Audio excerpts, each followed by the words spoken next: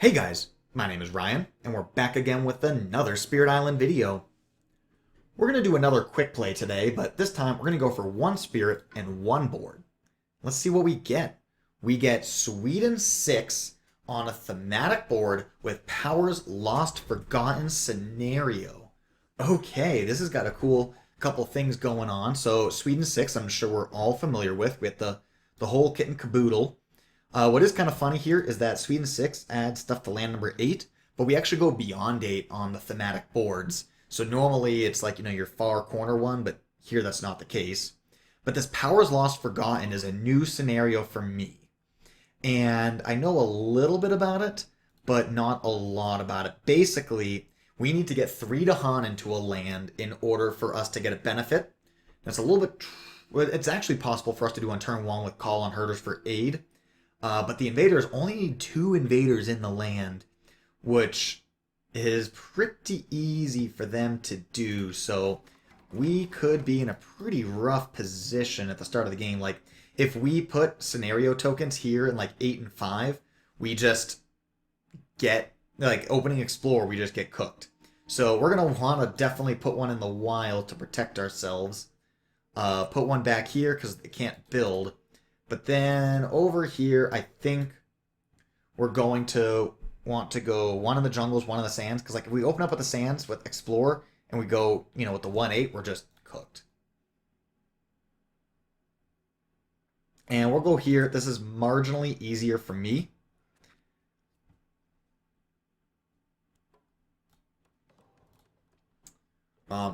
Because of that, now we can actually explore in and then lose this. So my original idea was using Call on Herders for aid. We could like bring these Dahan in, and then the Dahan can move the Dahan. So we could then move 3 of them into the 8 and deal with that immediately. And I guess we could do that, kicking out like Town Explorer. Or maybe we just kick 2 more Dahan somewhere else, like into the 3 and the 4. To play around escalations, but at least we'll be able to pick up this one quickly. Yeah, maybe we'll just Sweltering Exhaustion this land. Deny the Ravage, pick up this bonus. Hopefully it's a bonus and not a whiff. Right off the bat. Maybe I want to play a Gift of Searing Heat to kill this. So that way... Well, I guess... Because we're guaranteed to get either a Sands or a Jungle. So we could pick up whichever one the invaders don't. So the invaders are going to get one and we're going to get one. I guess I could Gift of Searing Heat to kill this, and then if we get a Sands Explorer, we're protected.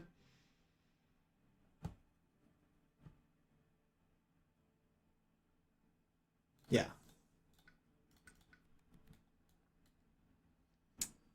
Nature's Resilient. Well, we're going to get all the Dahan out of the 7.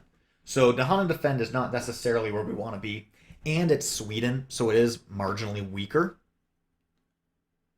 Seer Anger seems like a perfectly good card for us.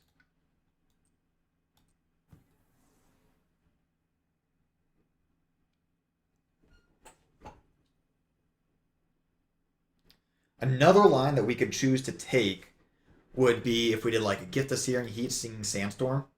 Right, like if we weren't doing the scenario, this would probably be our best opener, right? We kill this fast, and then we come in and then kill this slow.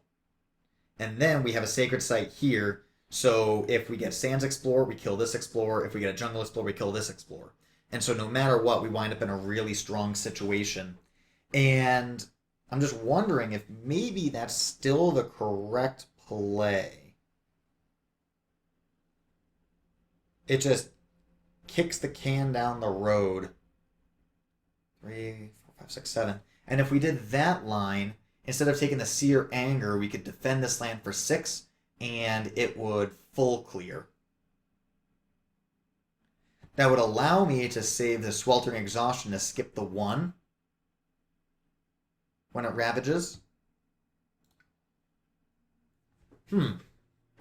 That's an interesting line, and maybe I'll choose to do it.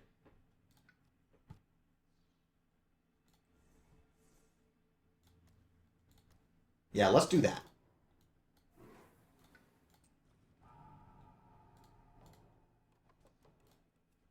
Okay, yep, we got the jungles, so we lose nothing. Okay, that's all good and fine. And then we Stinging Sandstorm here, kill the town, kill the Explorer. So this leaves us in a perfectly fine board position. And next turn, we've only got one land to worry about. So, like, we can call on herders for aid. Like, we could bring 3 Dahan in, kick out the town, kick 3 Dahan over here, pick this up. That's a perfectly fine line.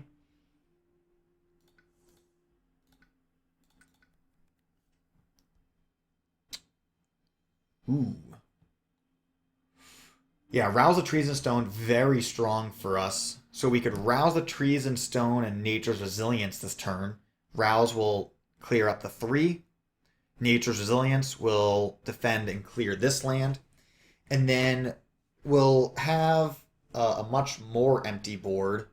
We could still get beat by an Explorer here, but these other 2 are going to be protected.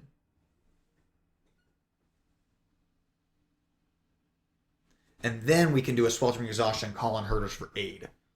Sweltering Exhaustion can also skip builds.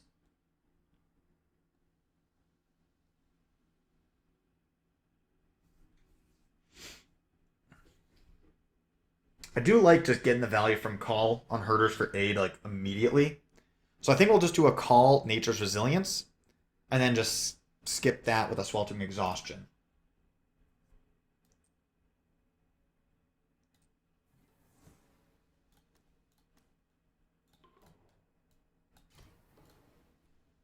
Also, call will get these Dahan that are in the corner. Like, there's a very good chance that land number 6 is just straight up not in this game. Right after we full clear out land number 7, land number 6 is just irrelevant.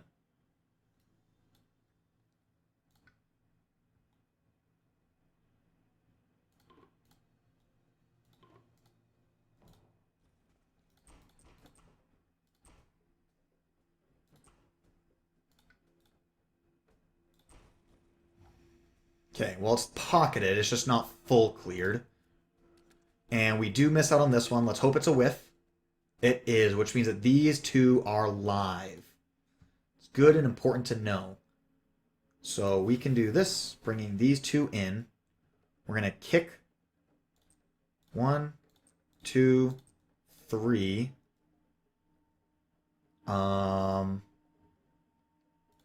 And then we'll put these over here just to play around Sweden escalation. And now we get a benefit. And we get choose a land, remove everything in it from the game. Huh. Let's say that they had picked up that one. They would have gone in, this land cannot be targeted by powers for the rest of the game. Holy cow.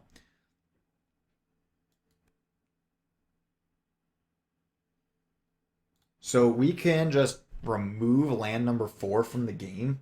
That's insane. So then there's only 1 wetlands. There's basically only 1 mountains. Kind of just becomes a 2 terrain game. That's pretty wild. Okay. Well, I guess it's removed, but the land still exists. I'm still perfectly happy to do that though, right? We can like hit this with a Rouse the Trees and Stone.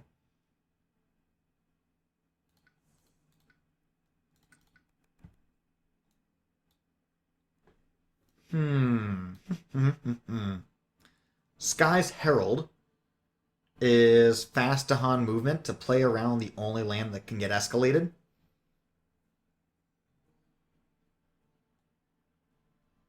I think I'm just gonna take Gold's Allure for the elements. I don't actually want to bring a town into land number 7 because then that brings land number 6 into the game. But it does have perfect elements for me. And it costs 0. So it's really easy to justify.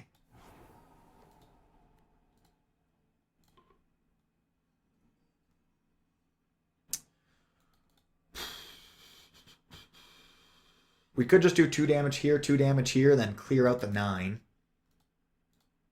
I think preserving this pocket's really important for me.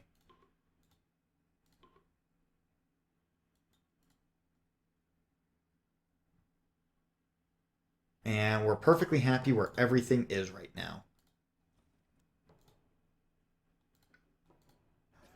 I think we're in total control of this game. Yep, that was the only escalation that could have possibly happened, and it did, but that is A-okay by me. We are otherwise in total control.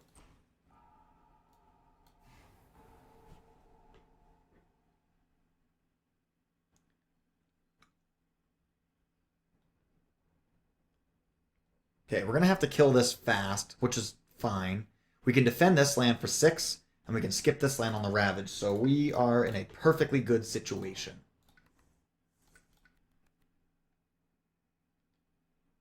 Constancy is nice for self-targeting. Dry Wood is basically just an expensive version of Gift of Searing Heat, but it does have elements. NC probably won't play it all that much. It's basically just a battery, kind of like Gift of Searing Heat.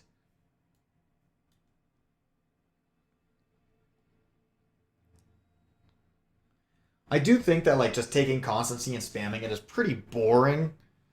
So we'll go with the more thematic option, the Drywood. I feel like we're already in such an unlosable situation because we're going to be picking up 2 positive powers. It's like, come on, we don't need to do it like that. We'll play this Colin Herders, bring these 3 Dahan in, and then we can bounce those 3 immediately over to land number 2, as well as kick out both of these guys into land number 3. Gift of Searing Heat to deal with this guy fast. And then after that, we can kind of do whatever the heck we want. I'll probably do like a Stinging Sandstorm just to bring a Sacred Site into land number 3.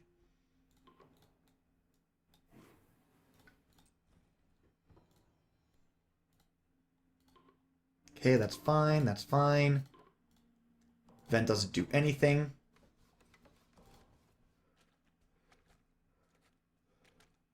All right. There are 4 coastal lands, so that does make it a little bit more exciting. 1, 2, 3. Oh, that's right. So we'll just go 1, 2, 3, and town.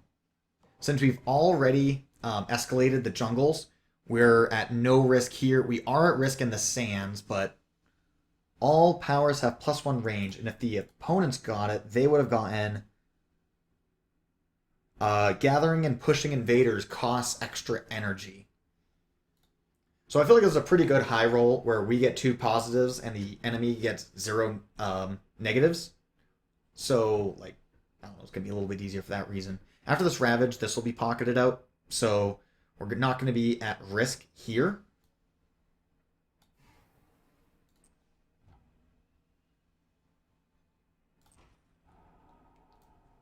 Come here.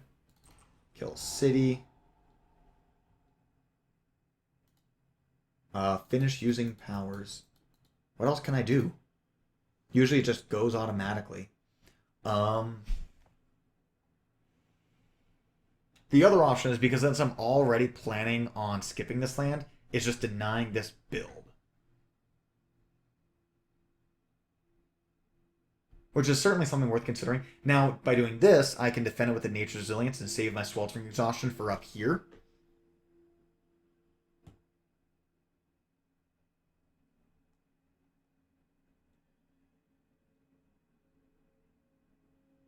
Yeah, and I can rouse the trees and stone to clear out the 4. I think that's fine. Let's see. Am I going to be on 2 energy? Or I could go top. Yeah, this is expensive. So I could like Nature's Resilience, rouse the trees and stone, Gold's Allure for elements. And then if I go bottom, I also get an extra fire so I can still do my innate damage. I think that's going to be the play. Like so.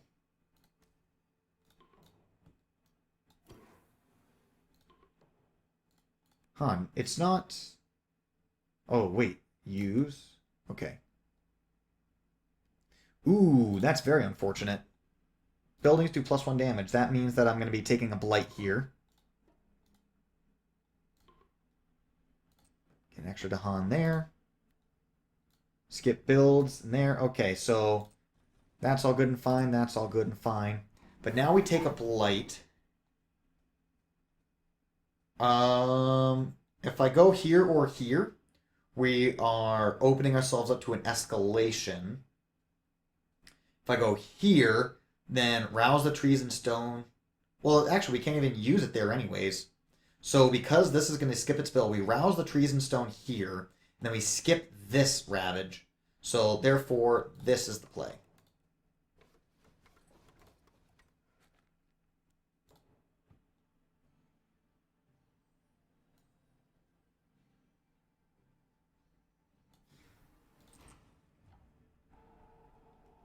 Actually, no, we rouse the trees and stone so we can also push the explorer and pick up that free kill.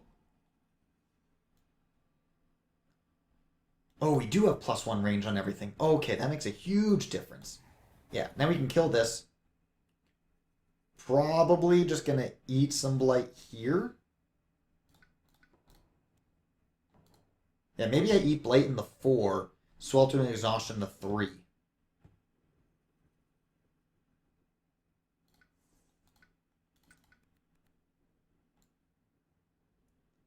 6, 11, 12. Quicken doesn't quite get us there. But Quicken with +1 range is insane.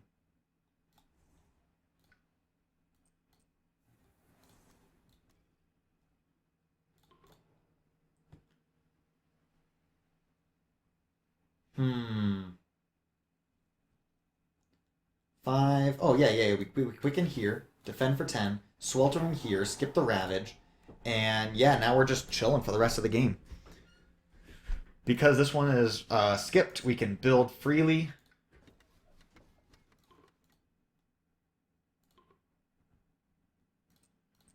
And now we don't need to worry about escalation risk. Skip the Ravage, let that get defended. And okay, it's only a 2-land game now.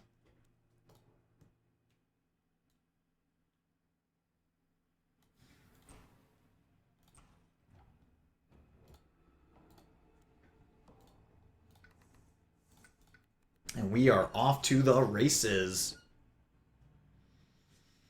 Veil of the Night's Hunt will be pretty slick once I get a Sacred Site into either of these lands because it'll just kill it fast. So that's pretty fun.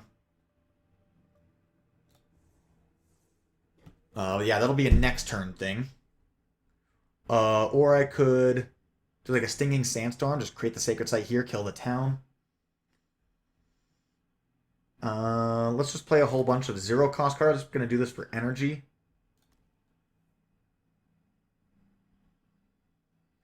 Oh man, all I need is a fire in order to get a fully loaded innate. Huh. Sure.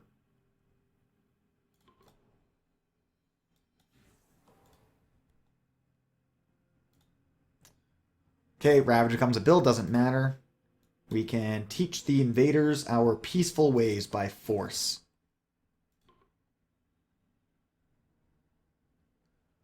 We can go here to deny this build, which then preserves a pocket on the backside. And if we remove this Explore, it preserves the disease, and it protects us from the back-to-back Explore. Such as that. Yeah, that gains us a ton of value. Now we can Stinging Sandstorm here, bringing you in. Rouse the trees and stone. We'll do this. We can do here, which will full clear the land. 1, 2, 1, 2. And then they all take 1 damage. So this leaves just only one thing on the board, which we can obviously just hit with our Sweltering Exhaustion. And life is good. Yeah, both of these just died of Ravage. We can dry wood this one fast. And then, yeah, if we do we have cards for elements? We do. But doing that means we can't slow to fast here. But that's okay. In the slow phase, we can just pop that town.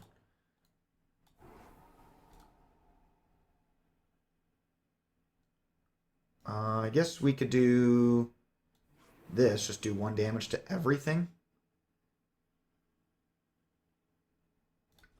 Yeah, why not? No reason not to.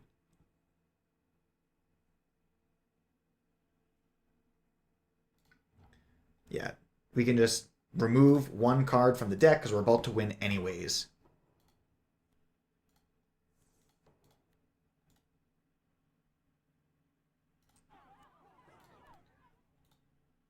Explore. Okay, great. Yeah, solves that little problem.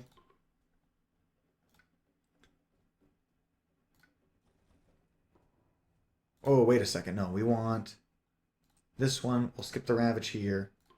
And then we'll allow the Ravage for both. Yep, there we go. And then we use our innate, and that's GG.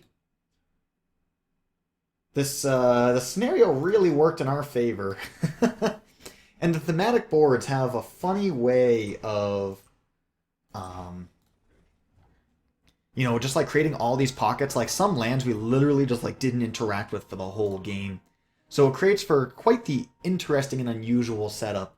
But hey, sometimes you roll high and sometimes you roll low. Anyways, thank you guys so much for watching. Hope you all have a glorious day.